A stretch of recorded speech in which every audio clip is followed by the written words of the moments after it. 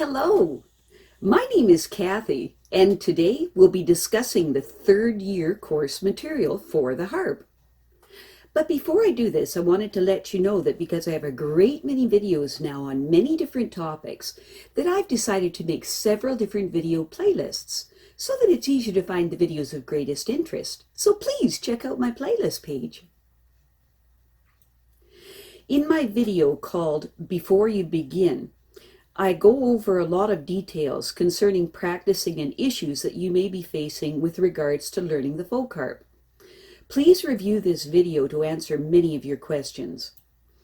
For this third year of lessons, we will continue the format of having finger exercises, difficult for you to master pieces of music, and easy to master pieces of music for the modified sight reading program. For the finger exercise portion of your lessons, you'll need Deborah Frieu's book, Harp Exercises for Agility and Speed. Take a page or two from each chapter of the book for an all-around workout for your fingers before you begin practicing the pieces. Then practice Lesson 10 from the Teach Yourself to Play the Folk Harp book by Sylvia Woods in its entirety as a finger exercise. Keep using this lesson as a finger exercise for the entire year. For this year, we will be concentrating on classical music to expand your repertoire. There are pieces of music from 3 different lists to choose from in the difficult for you to master section of your practice sessions.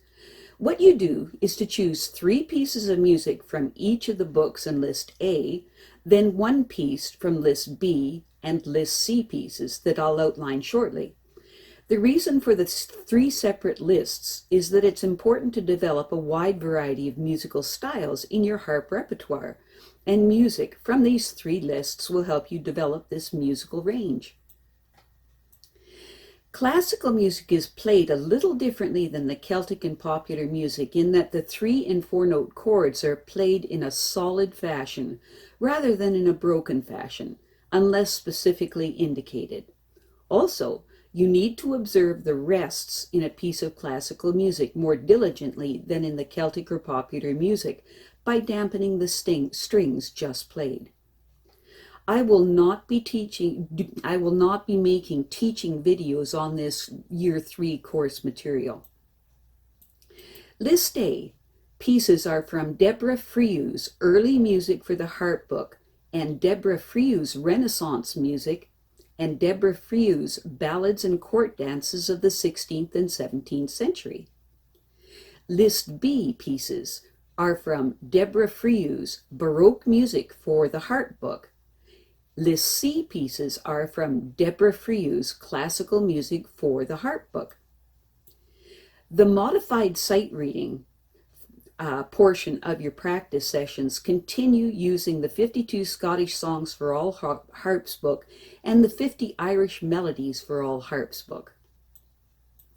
Deborah Frieu brings to classical music what Sylvia Woods has done for Celtic music and popular music. Deborah Frieu's harp arrangements of classical music are absolutely wonderful, and she has taken the time and effort to put the fingering into the pieces of music, which is something that most other arrangers have not done. For a beginning harp student, this is a critical component of music, and there are other pluses to her books of music.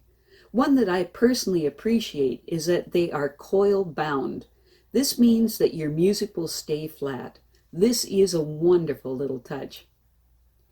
Deborah Frieu's book of early music is a wonderful collection of ancient music that features music basically from the 12th century to the 16th century.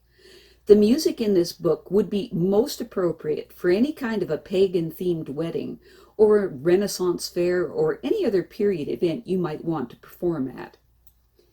Deborah Frieu's book of Renaissance music is a beautiful collection of music from the Renaissance period.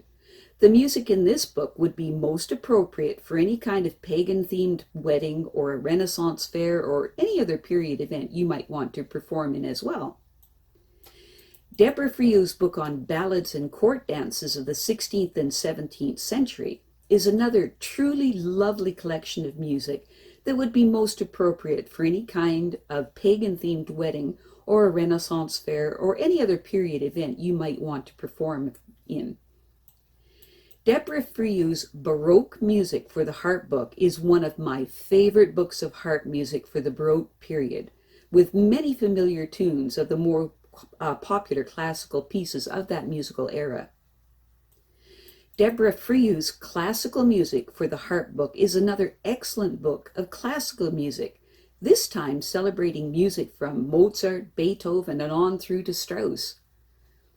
All of these books of harp music are arranged with a minimum of sharping lever changes and have a consistent level of difficulty, meaning that you are not suddenly confronted with sections of music that are so considerably harder than the bulk of the piece. I would also like to add that all of Deborah Friou's musical arrangements are absolutely wonderful, not just the ones listed in the Year 3 course material. And although it is a bit too difficult for Year 3 students, she has created the most beautiful arrangement of Scarborough Fair that I've ever played. It's beautiful. So to recap, how to formulate your lessons for the third year. First, play through all of the pieces from your modified sight reading program just once. Then practice your finger exercises from the Harp Exercises for Agility and Speed by Deborah Friou, and then practice lesson 10 in its entirety as a finger exercise from the Teach Yourself to Play the Folk Harp book by Sylvia Woods. Next, practice the pieces of music you have chosen from your list A, B, and C material. For list A, choose one piece from each of the 3 books for a total of 3 pieces in the list A section. For list B and C, choose just one piece from each list for a total of 5 pieces of music. When you've finished a piece from any of the lists, then start the next piece from the list provided so that you are always working on one piece of music from each of the lists at a practice session. So you would be practicing a total of 5 pieces of music at each practice session. Remember that when you learn a new piece of music, you learn it hands separately and then learn it hands together. If the piece of music is a key with sharps or flats, then engage the sharping levers as required. As a general rule of thumb, make sure that the right hand melody is louder overall than the left hand accompaniment. Remember also that in music, it's a general rule of thumb that when the notes of the melody, in this case the right hand notes, rise in pitch from lower notes to higher notes, that the volume will increase, and when the melody notes fall in pitch, the volume will decrease. In general, the left hand of most songs will be the spot where the beat of the song manifests most strongly. In general, the first note of each bar of music in the left hand is slightly emphasized to give a good, strong beat, and the lower notes are emphasized slightly as well. And what this does is it causes the playing of the piece of music to have greater depth and contrast. At the conclusion of the pieces, put in a retardando or a slight slowing down of the tempo to indicate that the song is about to end. Remember that in order to advance as quickly as possible, it is important to have some really difficult for you to master music and some easier to master music. It's important to have the 2 levels of difficulty incorporated into your regular practice schedules.